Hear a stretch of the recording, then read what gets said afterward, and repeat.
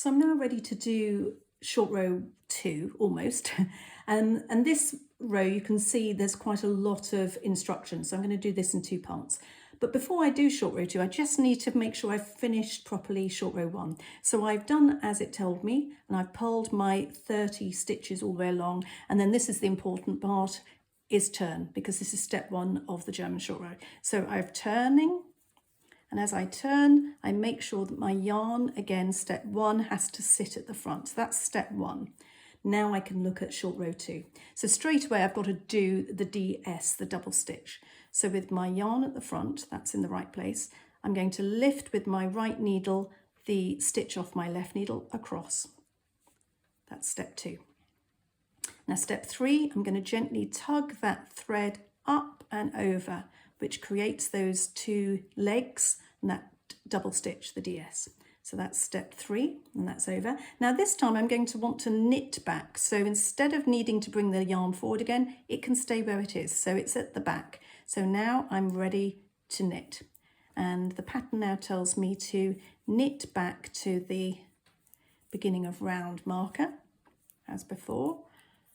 So I'm just going to do that, and this time I'm going to carry on because the next part of the pattern involves increasing. So let me just get back to the marker, and this is now still on the right side.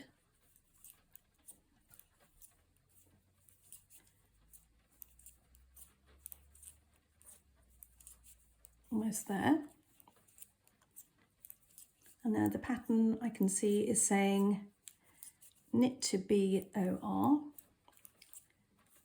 and then slip the marker. So here we go. I'm there again. So I've got to there. I now just literally slip it across, and now I can carry on with this part of the pattern. So it's telling me now to knit 1, and then I can see there is a bracket. So let's just look at the pattern here. So here we have a bracket, and it says knit 6, make 1 left, M1L. And that whole bracket then has to be repeated, in my case, 4 times. So obviously you look at your corresponding number. So this whole bracket now needs to be repeated 4 times. So we need to first of all do the knit 6. 1, 2, 3, 4, 5, 6, and now we are going to do an increase, and this is make 1 left. So the first thing we need to do is identify how to pick up the thread between. So what we're looking for is the stitch I've knitted on my right needle and the next stitch on the left. Between those there's a thread, and that's the thread we're going to make this stitch out of. Now this one says make 1 left, so we want this to be a left leaning increase. So to do this, we use our tip of our left needle, and from the front to the back we lift that thread. And to check we've done that correctly, you can see that that thread is now leaning to the left side.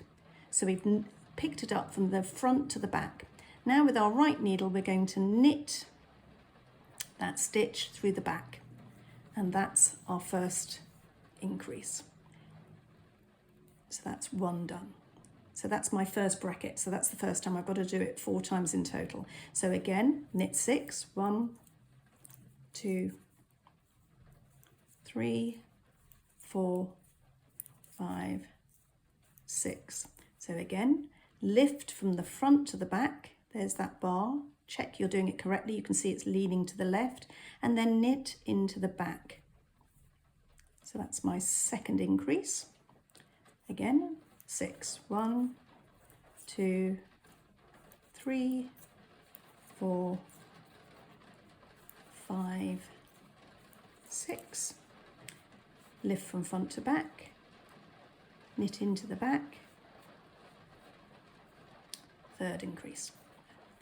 1, 2, 3, 4, 5, 6, and then final time. Tip of the needle, lift that bar from front to back, and then knit into the back. And that's my final increase. So I've done that now 4 times. So the pattern then tells me to knit to DS. So the DS is what we made in short row 1. So let's knit across and you'll come to a rather strange looking double stitch, which is fine, that's your DS. So I'm just knitting across and here it is, it's coming up. You can see these rather strange looking twisted stitch. And all you've got to do with that when it says knit to DS is it then says KDS, which just means knit double stitch. So with the right needle, all I'm going to do is go underneath it and knit it together, a bit like just knitting 2 stitches together. So I'll do that again, underneath and knit. So you've now done your KDS, and then I'm just going to do knit 3, 1, 2, 3, and finally it's telling me to turn, making sure that my yarn is sitting at the front. So that's all the instructions you need for the RS, and next we will do the WS.